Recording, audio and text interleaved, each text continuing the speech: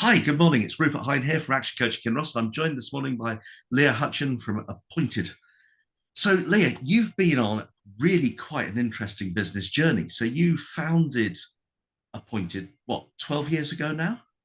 Yeah, back in 2011 was kind of the first dipping my toe in, although yeah, we didn't really, it was me for a very long time, kind of researching, and we really started building the business in 2013, 2014. So, when you started, what was your vision? What were you trying to achieve? So I'd been made redundant. I was a magazine editor prior to founding Appointed, and I'd been made redundant kind of quite out of the blue. And the rug was pulled from under me. I had some time. I was consulting. So I was really lucky because at the magazine I'd built a lot of contacts and such, like I was able to start doing some freelancing and consulting.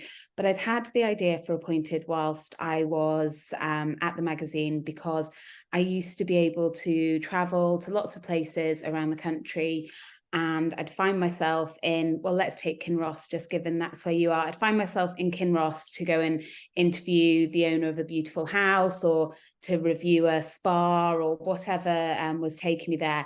And I'd have a couple of hours free and think, oh, it'd be great if I could go and get a massage or go and get my hair done.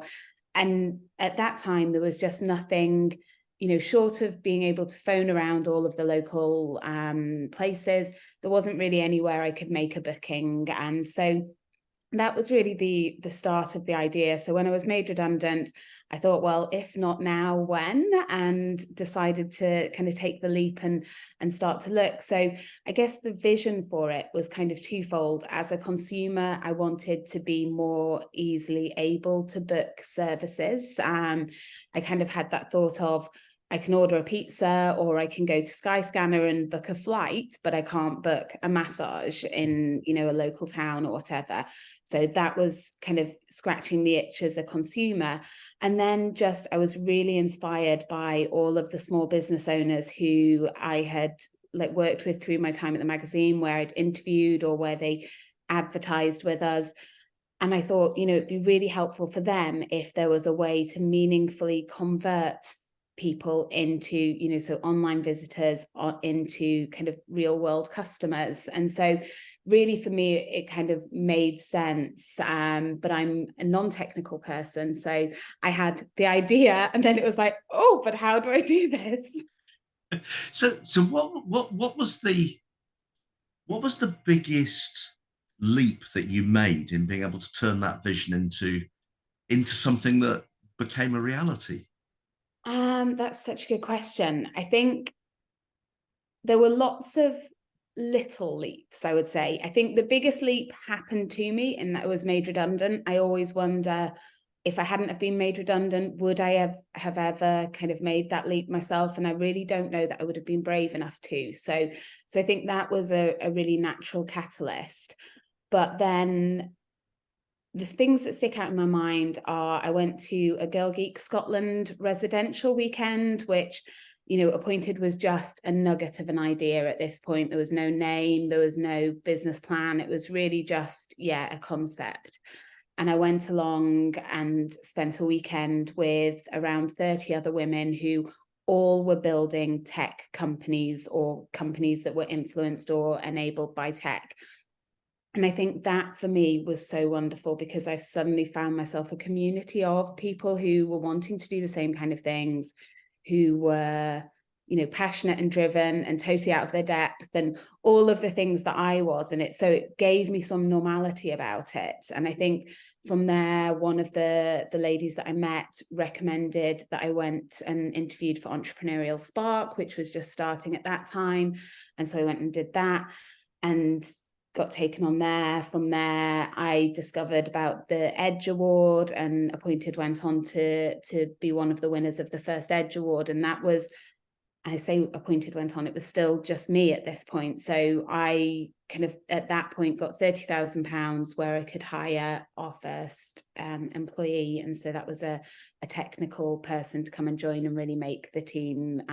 So I think that stage was, as I say, a kind of series of small leaps that actually were quite graceful in, the ecosystem kind of came around me and really helped me in a way that if it hadn't, there's so much against you, isn't there, when you're starting a business? Everything is, the odds are so stacked against you, and everything is so difficult. You're learning everything for the first time. And I think having that community around me where I could see people who are having better days than me, I could see people that are having worse days than me, and really, kind of just be part of something was definitely make or break for me.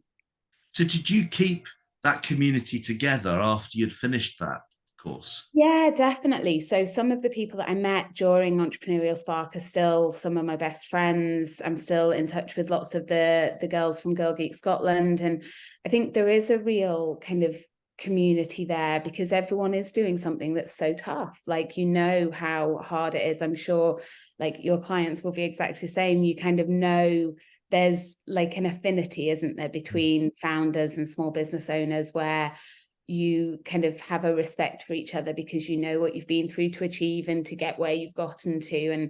And so, I think like I count some of the people that I met in the early days as some of my best friends. And certainly from a business perspective, they're the people that I often go to say like, this has happened. Can you, what would you do? And so, it's great to be able to shortcut because they know the business really well as much as anything. Fantastic. So you've started the business, you've built yourself a community, you've taken on your first team member on the back of winning a whole host of awards. Yeah. So what were the learnings that came with starting to employ people? Oh gosh, well, the ticking time bomb of payroll. That was the first one that I just totally hadn't thought about. And it sounds so ridiculous. But I think in the early days, I'd done everything to that point. So at the point that Billy joined us, I'd been working with an agency in Edinburgh and like proper bootstrapping. So we were living on my husband's wage from the council, and he was fairly early in his career, so it wasn't a lot of money at all. And everything that I made from freelancing went to pay the web developers. So it was just kind of a, agreement that we were going to really invest in this idea. And I was working kind of, I don't know, 20-hour days or whatever ridiculous, doing client stuff and doing appointed. And I mean, it got to the point, the web developers, I was camping in their office and I was doing free copywriting for their websites so that they would like build things or fix bugs or whatever. So it was proper kind of hustle and just impossible really. But got to the point then when Billy joined that we had a really kind of basic proof of concept. And so he was able to come in and kind of, build this and take it to the next level. And in my naive head, I was like, we've got £30,000. He's going to polish all of this up. We'll be making lots of revenue soon. It will be all, we're going to be fine. There's the two of us. I'm going to do commercial. He's going to do tech. And I think just now looking back, I always think, thank goodness I did have that naive optimism because knowing now what I do about building the kind of technology that, because Appointed is really business critical for the businesses that use us. We're an online scheduling platform. So if you are relying on your appointments to come in, they need to come in and everything has to work properly. Your customers have to get their confirmations on time. They have to get a reminder because they've started to just rely on the fact that they get a reminder. And so actually it's such a complex platform, and I just had I knew it was all there, but I definitely underestimated it. And I think Billy coming in was that start of, right, okay, this is one person. We now have I know how long I can pay him for until we need to be bringing money in from somewhere else. I wasn't paying myself, but I was definitely slowing down the freelance side. So yeah, it was scary having that ticking time bomb, and definitely there were points at which I was worried that we weren't going to make payroll.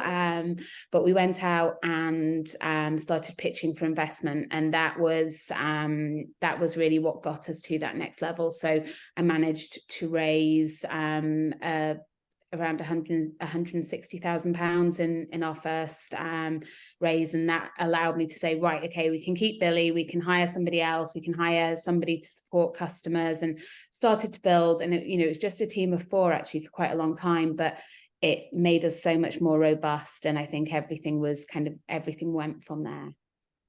So what would you say was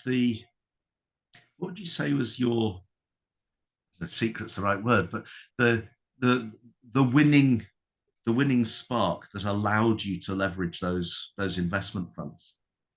I think it's so hard, isn't it, to look back, because I think when you're in it, you are just totally in it. You're kind of in the grip of it. You're almost like, I always think about, it's just kind of putting one foot in front of another and having that tenacity and having that drive. So I think that definitely helped, and I think our investors saw that. I think they saw our passion for what we were doing. And I mean, I remember the first investment round, our investors were like, they did a lot of due diligence, because I was a non-tech founder, bringing somebody in from the outside where it's a like new relationship and such like. So they phoned our customers, and we only had like a few paying customers. But they said, we want to do this due diligence. Can we do like group calls with some of your different clients? And so, and yeah, I think they saw our excitement for it, and they saw the value that the tool added to clients, even in those early days. Like I remember we did a call with a podiatrist that was using us, and she was just kind of, really beaming about everything that we did and how we'd kind of transformed her business and taken so much that was in, paper here, there, and everywhere. And, she wasn't on top of things, and Appointed had come in and been able to build a CRM for her, and to, do some of the marketing. So she could send out, if she had a special offer, she could do that via Appointed. And, she was getting much fewer no-shows because people were getting reminders and such like. So I think that was what convinced the investors of like, actually, this is something. And, this was back. So we raised our first round in 2014. So the internet was, very different to what it is now. And it was still quite an innovative thing to be taking a small business online. So yeah, I think that was what really got us, was our belief in the product and the potential that the investors could see. So you've grown the business on. You're in, say, 167 countries, or yeah, which was such a surprise to us. So this was a piece of work that we did to look at where we're doing a big data report on trends in booking, and really trying to use our experience as experts in the kind of scheduling field to really help people understand, when it might be good to offer appointments, what they can expect from being able to kind of schedule in advance, and those kind of things, really just to improve their KPIs and metrics. And so we started really digging under the skin. And yeah, our clients are largely in the UK. So the people who pay us are largely UK, US, Australia, across Europe, pockets here and there, but those are kind of our mainstays. But in terms of where their clients are booking them from, it's 167 countries, which is over 80% of the world. And I think that's testament to, we have some really cool multi-time zone functionality that really sets us apart from competition. I think everybody now handles time zones because of course they do. You're a scheduling platform, you kind of have to. But where Appointed differentiates is just really being able to enable people to be scheduled ahead of time in a different time zone, and having multiple people within one platform, all have a different time zone per day. So where there's more complex businesses, or not even complex businesses, we have some great, so we have one example is a tutoring business that we have where they teach English as a foreign language, and they have teachers all around the world because they have this really lovely freelance model. It's almost kind of franchise-esque, and they're a global business, but still quite a small business. And Appointed has just been transformational for them because they can book courses and know that it will go across time zone changes, multiple time zone changes often if they've got teachers in different parts of the world, and will remove all of the pain for them. And so that kind of differentiation is what has allowed us to be such a global by default platform. So yeah, it blew our minds, but we're very, very proud of it. It sounds absolutely fantastic. And I'm sitting here thinking, I've got a couple of clients who need to talk to you. Oh, fantastic. Well, we would love to. We would absolutely love to. So so if you look back and you look at that journey now, what would you have done differently? Knowing what you know now, what would you have done differently when you started out? Um, I think if we could have done, I would have raised a bit more money. I'm definitely, so we've actually raised a lot of money over our lifetime. We've raised just over £3 million over the lifetime of the business, and really invested that into growing the team, growing the product and such like. So, but I think in the early days, there was probably more time spent kind of on those smaller rounds of investment where it could have been better spent on kind of doing a larger round and being able to really invest that in. But it's hard, isn't it? Because I think to do those larger rounds, you generally have to go to London generally, or the US. And I think being able to have investors locally, so our main investors are Equity Gap, who are Edinburgh based and are super supportive. They're on hand. We can collaborate with them. They can come to board meetings. We have a really great relationship with them. So I think, would I change it if push came to shove? I don't know, but it definitely would have made things easier in the early days. Fantastic. Yeah, set the ambition high to start with. Yeah, I think that's it, isn't it? Like for us, and we were so lucky with the investors.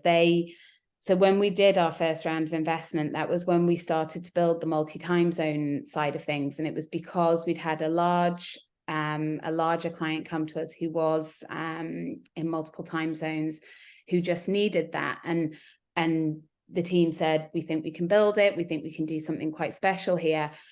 And the investors backed us to do that. And I remember going into the board meeting after our first investment and kind of explaining what we wanted to do, explaining it was risky, and nobody had done it before, so it was going to be quite a big investment of time, and almost we were just going to have to let the guys go to ground and hope that they come out the other side with something really valuable, but that it was a risk, but that I believed in them, they believed in themselves. And yeah, the investors backed us. And so I suppose sometimes the relationship is more important than the money. The other side of that could have been, we could have raised a lot of money and had investors who are saying, no, you had a plan, this wasn't in it, you need to go and execute that plan. So yeah, I think the relationship that we have is probably more valuable. Brilliant. So where do you see yourself in another 5 years? Oh, I think the market opportunity for scheduling at the moment is absolutely amazing. We're so ambitious for what we have still to achieve and to prove. I think, knowing that we are being used in so many countries is amazing. What we want to do is really kind of grow our presence in that market and really make the most of the technology that we have. It really does make a difference. We work with a whole host of different businesses, lots of them kind of small businesses, SMEs, but lots of them much bigger as well. We have a lot of retail clients that use us globally. So people like Lego, Fraser's Group, so some really big retailers. And then we have 2 of the big 4 that use Appointed, lots of kind of financial institutions and such like. So we've got so much more that we can do to go deep into those kind of use cases and those industries and really start to build out a more global presence from a team perspective. So I think for me, that's where I see the next 5 years being really exciting, is looking at some of the market opportunities that we have. And there's some amazing ones at the moment. We work quite a bit in the automotive sector. So there's a real digital transformation going on in that industry as a whole at the moment. So we're starting to really look at some of the more unusual territories that we haven't worked in very much, but that hold a lot of opportunity for us. So yeah, we'd definitely like to see an overseas office, and maybe more than one in the coming years. Fantastic. That's absolutely brilliant. Any final words of advice for other business owners out there looking to grow? I think probably like to do a full circle back to that community piece. Like, it's so nice having chats like this and you think back to the beginning of your journey. And I do genuinely think I would never have succeeded if it hadn't have been for having a really great community around me, where I could lean on them, I could celebrate with them, I could cry to them, whatever the day needed. I had people around me, and I was seeing that it wasn't just hard for me, it's hard for everyone running a business. And I think that was the single kind of, if there was a silver bullet, that was the silver bullet for me, was like just knowing I'm not alone. And so yeah, that's what I would say. Surround yourself with other crazy, wonderful people who are trying to do the impossible as well. And that will get you there much quicker and in a much more supported way. Brilliant. Power of community. That's Indeed. superb. Leah, thank you so much for that. That's been absolutely brilliant. Thank you so much. I've really enjoyed it. Thank you.